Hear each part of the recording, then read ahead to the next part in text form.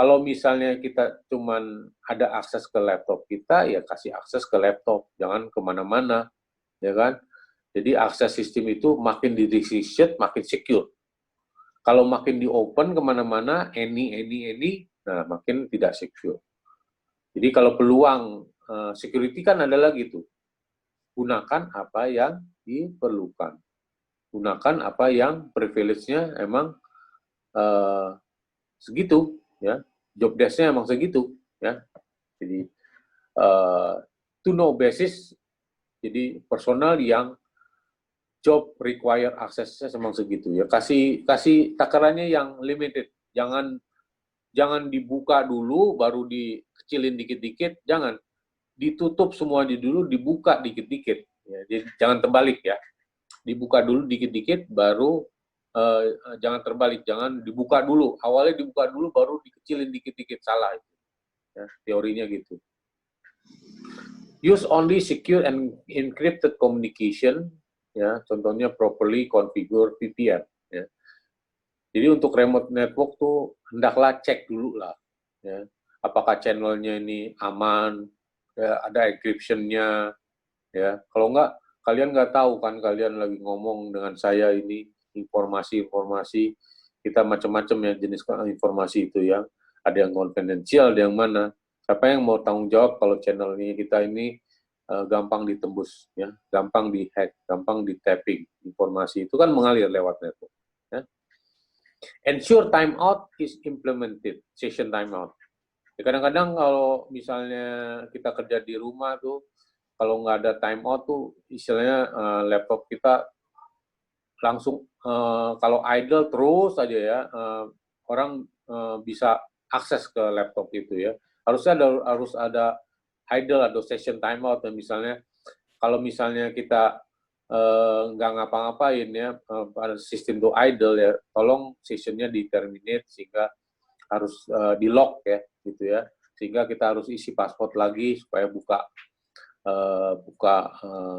bisa login lagi, ya, istilah gitu. Jadi timeout itu penting. Kalau kita pergi kemana-mana, komputer kita masih idle, terbuka terus, ya berarti kan yang namanya terbuka tuh istilahnya rumah pintu udah terbuka, ya, bisa masuk, ya. Jadi istilahnya bikinlah otomatis pintu, sehingga kalau misalnya udah terbuka terus nggak ada yang masuk, nggak ada yang apa, otomatis pintu itu ditutup gitu, ya, supaya menghindari hal-hal yang tidak diinginkan. Oke. Sekarang the next-nya adalah never allow, halaman 17. Never allow admin access to the user unless it is required, ya. Jangan memberikan suatu akses yang mempunyai administratif privilege, ya, kepada user, kecuali memang dibutuhkan. Kenapa? Admin atau administratif privilege adalah super user, dia bisa ngapain aja, ya.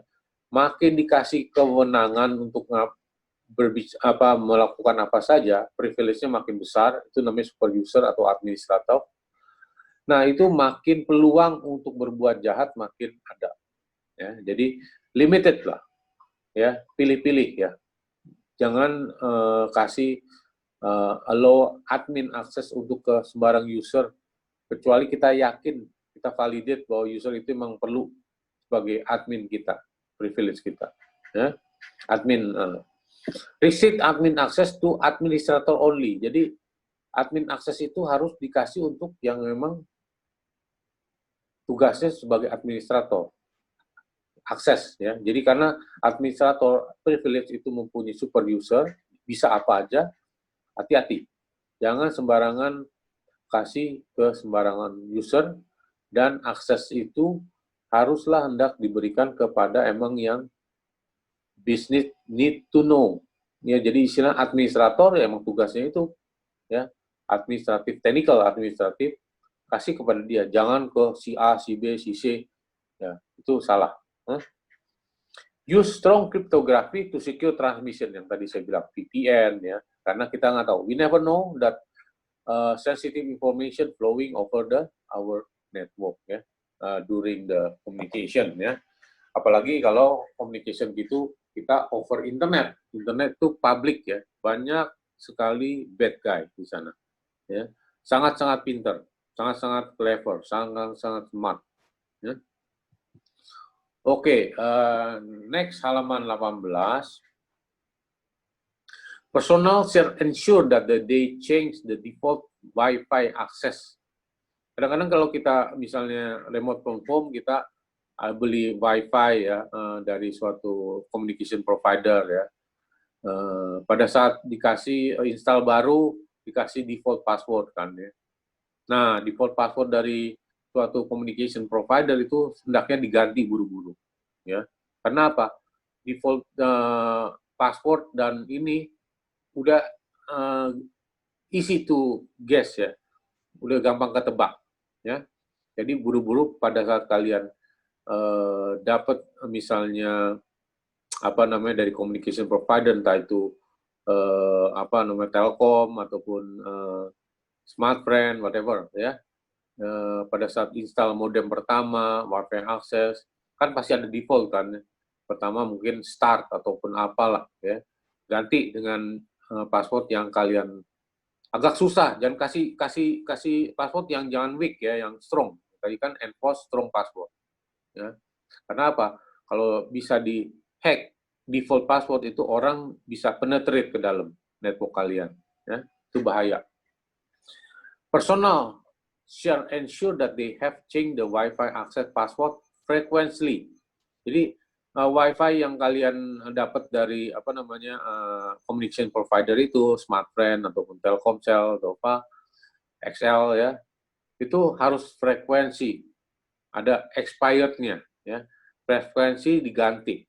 Kalau misalnya password for always nggak diganti-ganti, maka bisa ditebak, makin mudah ditebak. Makanya paling bagus kan tadi saya bilang OTP, one time password kan, setiap ini passwordnya ganti, tapi itu harus ada teknologi kan. Makanya harus ada disiplin kalian ya. Password yang dari Wi-Fi itu harus di frekuensi at least 90 day lah. 90 day kalian ganti lagi passwordnya, kalau ganti lagi passwordnya, dan harus strong password ya. Kalau enggak sering terjadi penyusupan karena hacker itu jauh lebih pintar dari apa yang kita bayangkan. Ya. Jangan do not share Wi-Fi access password ke orang lain yang kita nggak kenal. Ya, hati-hati. Password Wi-Fi kita jangan sampai di-share ke orang-orang lain, temen kayak atau apa yang kita nggak bisa. Pokoknya nggak boleh di-share. Yang share itu walaupun nama istri kadang-kadang nggak boleh ya, karena mungkin confidential data itu beda-beda ya. Jadi lebih baik kita memproteksi data yang kita, apalagi pada saat remote from home ini. Banyak sekali kita nggak kenal apa itu confidential data, ada yang internal use data, ada yang namanya public data, kita nggak kenal ya. Itu yang kenal tuh orang-orang information security ya. Oke, ensure use VPN ya. Tadi saya bilang network itu yang harus ada encryption-nya. Namanya VPN singkatan dari private public network ya. Virtual private network ya. Jadi istilahnya harus ada proteksi yang cukup mumpuni dan sehingga menghalangi kita dari public access ya.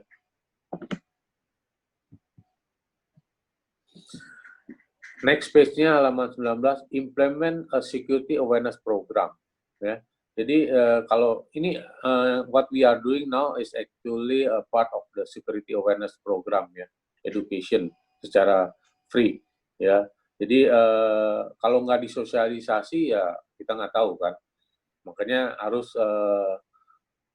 community kalian harus ada orang yang kasih tahu ini nggak boleh, harusnya pakai gini ya. Make sure that the all personal itu properly di-train ya. Jadi harus ada knowledge-nya yang tahu bagaimana bisnis, security, policy, and prosedur. Ya, kalau kita kerja di kantor kan mungkin ada yang awasin. Kalau di rumah ya semena-mena, freedom ya. Nah itu makin freedom kita makin kebablasan bisa. Nah, ensure the PCI security training from home worker. Nah ini apa what we are doing now is actually PCI Security Awareness Training for Home Worker yang conducting card not present transaction atau CNP ya, supaya mereka tahu address their responsibility to maintain the physical security control for their telephony, IT system, work environment dan selainnya. Ya, jadi kalian tolong PCI security training itu terutama untuk work atau home worker yang conducting card not present transaction ya. Karena makin banyak di training, makin ada knowledge yang kita tahu bahwa ini tidak boleh, ini boleh. Jangan sampai nanti udah ketahuan, udah kebablasan, kehack baru bingung ya. Lebih baik kita harus train diri kita sendiri ataupun mungkin kantor ya. Kantor sebaiknya juga kantor kalian melakukan training spesifik lah, bagaimana menjagai atau membentengi work from home.